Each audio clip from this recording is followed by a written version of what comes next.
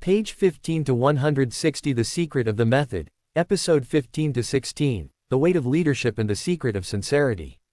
A true leader cannot appear before a people unprepared. How could he, and how could they not reflect? Leadership is not glory, it is burden. It is trembling before God. For the souls entrusted to you. He fears because he must answer. He advises because he loves. He trembles because he knows that every injustice falls back on him. If he fails to judge fairly, if he neglects balance among his people, if the strong and the weak are not treated alike, then all the sin returns to his hands. When power and responsibility meet, vision becomes essential. The true leader first sees what is upon him, then what is for him. Even if the goal seems distant, with inner knowledge, he sees it as though it were already there, clear before his eyes. For those who know inner realities, tremble not from fear of loss, but from fear of responsibility. This mission is not ordinary. It is vast, sacred, heavy. But God supports those he chooses. For he is the most merciful, and the most knowing of his servants.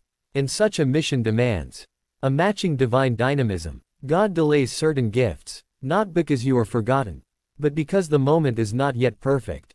The best version of your prayer arrives only when you are ready to carry it.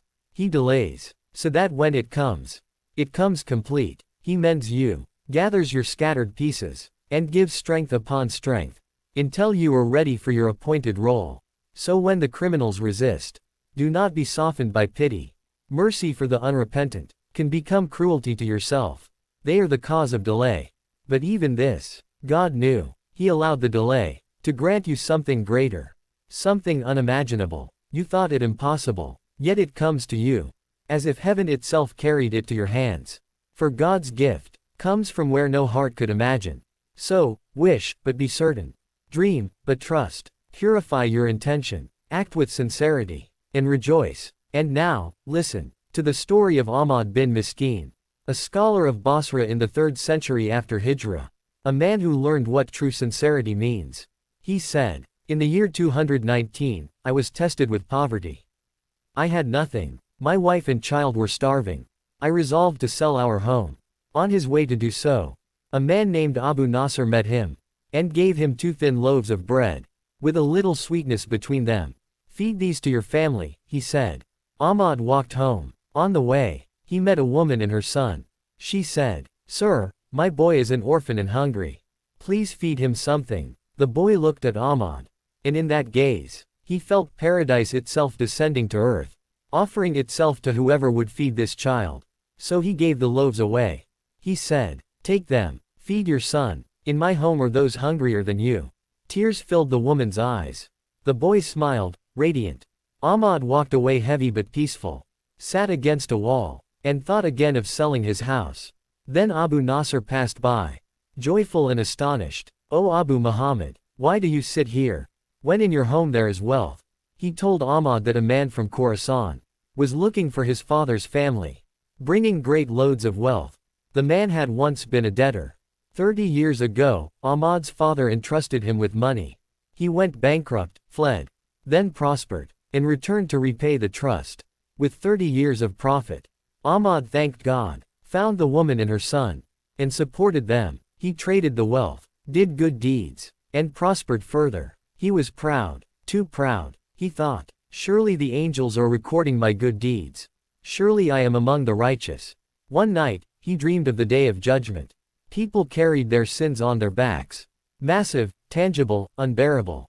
His own deeds were weighed. Good deeds on one side, sins on the other. The sins outweighed them all. Then his good deeds were added one by one. But under each was hidden a whisper. Desire, vanity, pride, showing off. Every good deed collapsed. Nothing remained pure. He heard a voice say, "Does nothing remain for him?" Another replied, "Yes, this remains." And behold, it was the 2 loaves of bread. They were placed on the scale, and the balance shifted. Then came the tears of the woman, shed from gratitude and relief, for the kindness that had touched her soul. The scales tipped fully, and a voice declared, "He is saved, he is saved." The prophet said, as narrated by Muslim, God Almighty said, "I am the most independent of partners. Whoever associates anyone with me in a deed, I abandon him and his partnership." And that is the secret of sincerity. Not the big gestures, not the loud deeds, but the quiet moments, done for no one but God. The pure acts, small, unseen, carried only by love. So when your prayers seem delayed, when the promise feels far, remember, the delay is not denial. It is design. The dynamic we spoke of is unfolding exactly as written. Whoever has reached the final step must cross the finish line.